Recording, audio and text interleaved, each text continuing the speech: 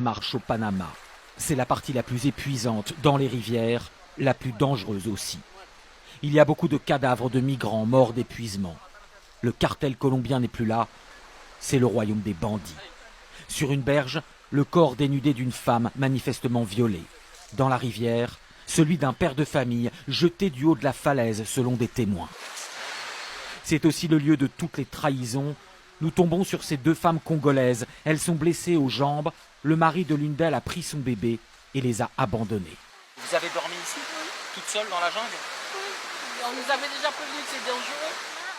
Pour les autres, le rêve donne la force d'avancer. Comme pour Précieuse, 8 ans, venue elle aussi du Congo après avoir traversé l'Atlantique Sud en bateau et qui imagine sa récompense aux États-Unis.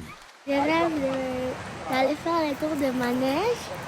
Après, la plage, je pars à la plage. En fin de parcours, nous tombons sur cette autre femme abandonnée par son groupe. Elle est depuis 16 jours dans la jungle. Ouais, elle ne peut pas marcher, elle est enceinte. Ah oui, elle a une entorse aussi. Oh là là, et le pied est hyper enflé. Les Haïtiens de notre caravane lui construisent un brancard de fortune. Après 5 jours de marche et un dernier tronçon en pirogue, c'est enfin l'arrivée au premier village panaméen.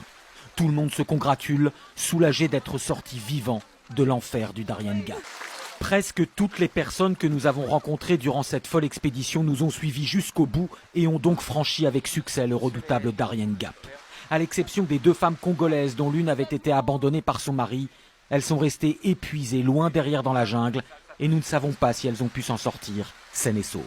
Pour tous les autres migrants dont la ténacité est impressionnante, le plus dur est derrière eux, mais il reste désormais à traverser le Costa Rica, le Nicaragua,